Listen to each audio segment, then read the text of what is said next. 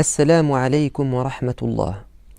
Pourquoi la valeur du partage est-elle une des visées, un des objectifs du mois du Ramadan?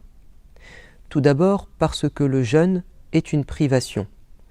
Et de manière générale, l'être humain ne prend conscience de la valeur d'une chose que quand il est privé. C'est le cas de la santé, c'est par la maladie que nous réalisons à quel point la santé est un cadeau de Dieu, et c'est exactement pareil pour la nourriture et la boisson. Du matin au soir, nous sommes privés, nous nous abstenons volontairement de ces plaisirs, de ces habitudes, de cette nourriture à laquelle nous tenons tant. Et donc, nous sommes portés à remercier Dieu sur ses bienfaits. Et d'ailleurs, dans les versets qui parlent du jeûne, dans la sourate numéro 2, notre Seigneur dit « La'allakum tashkurun ». Ces règles ont été prescrites afin que vous puissiez être reconnaissants, afin que vous appreniez à remercier Dieu. Et nous savons que la reconnaissance passe par le partage. C'est-à-dire que notre Seigneur nous demande de le remercier en partageant ces cadeaux dont il nous a gratifiés. Ainsi, en ressentant la faim, nous nous mettons à la place des pauvres, des indigents, de ceux qui connaissent la faim et la soif durant toute l'année, et nous sommes sensibles à leur sort, et nous sommes portés à être généreux, à être humanistes, à être empathiques. Mais il n'y a pas que ça. Parce que le Ramadan est le mois du Coran, et que nous revenons vers la lecture du message divin, nous redécouvrons à quel point, dans le Coran, la place du partage est essentielle et centrale dans le cheminement spirituel et dans l'ordre du monde. Et à quel point l'égoïsme, l'avarice, est détesté par Dieu et est un piège du diable.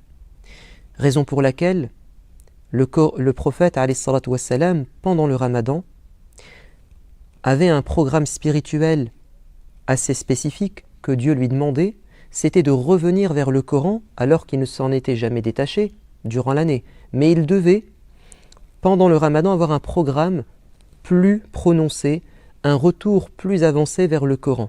Ainsi rencontrait-il l'ange Gabriel chaque soir pour lui réciter le Coran. Et c'est parce qu'il avait ce retour profond vers le Coran qu'il se montrait encore plus généreux.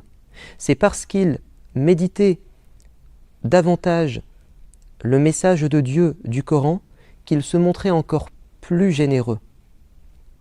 Abdullah ibn Abbas nous résume cette idée lorsqu'il nous dit que le prophète de l'islam récitait chaque soir le Coran à l'ange Gabriel, et il était tout le temps généreux, mais il l'était davantage pendant le Ramadan. Il était aussi généreux que le vent qui souffle. Voyez-vous le lien entre le Coran, le retour vers le Coran, et le don de soi, le partage. Par exemple, dans le Coran, nous avons dans la sourate numéro 3 cette description des qualités des gens pieux. Et vous verrez que la piété, qui est un des grands objectifs du Ramadan, implique le partage et la générosité. Dieu nous dit « Wasari'u ila maghfiratin min rabbikum » Dépêchez-vous, hâtez-vous d'obtenir le pardon de Dieu. وَجَنَّةٍ عَرْضُهَا السَّمَاوَاتُ وَالْأَرْضُ et de gagner un paradis aussi vaste que la terre et les cieux. أُعِدَّتْ لِلْمُتَّقِينَ ce paradis est réservé à ceux qui font preuve de piété. Alors qui sont-ils? Voilà le détail dans le verset suivant. Première qualité des gens pieux, الَّذِينَ يُنْفِقُونَ فِي السَّرَّاءِ وَالضَّرَّاءِ ceux qui vont dépenser de leur argent, ceux qui vont donc partager ce que Dieu leur a donné comme bien, comme richesse, dans l'aisance comme dans la difficulté. Ils sont constants dans le partage. Le partage est devenu une valeur, un principe qu'ils n'abandonnent jamais. Qu'ils soient dans la difficulté ou dans la facilité, ils donnent toujours, parce que le don fait partie de la foi et de la piété du cheminement spirituel. Les versets du Coran sont extrêmement nombreux et multiples, ceux qui font le lien entre le don, entre le partage et la piété et la crainte de Dieu. Le prophète alayhi salatu wassalam a dit par exemple, protégez-vous de l'enfer, ne serait-ce qu'en donnant la moitié d'une date, en don par charité. Donc l'objectif du Ramadan, nous avons l'habitude de dire que c'est la piété, mais nous oublions de dire que cette piété, ce n'est pas que l'amour et la crainte de Dieu, donc une relation verticale uniquement, mais que finalement, cet amour et cette crainte de Dieu se répercutent dans notre comportement au quotidien, notamment par ce désir de partager. On se remplit de foi pour que celle-ci rayonne et déborde en faisant du bien autour de nous. Et je termine en vous disant que le partage n'est pas que financier. Il ne s'agit pas de réduire la sadaqa uniquement à un don pécunier. Le prophète de l'islam a dit chaque matin, le croyant doit remercier Dieu sur ses articulations. Si vous vous réveillez et que vos articulations fonctionnent bien, vous devez de remercier Dieu. Comment le remercier? Il a dit, vous devez pour chaque articulation faire une aumône, donc des centaines d'aumônes, ce qui est beaucoup. Alors les compagnons ont dit, prophète, c'est trop pour nous, on n'a peut-être pas assez d'argent, on ne trouvera peut-être pas des centaines de pauvres à portée de main. Et il a dit, mais non, le don, la sadaqa, ce n'est pas uniquement de donner de l'argent.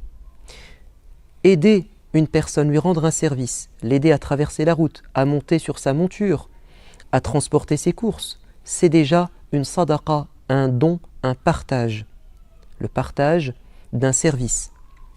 Le fait de ramasser quelque chose par terre, cet acte écologique, citoyen, cette préservation de l'environnement, cette notion de fraternité très élargie dans la cité, c'est aussi un don.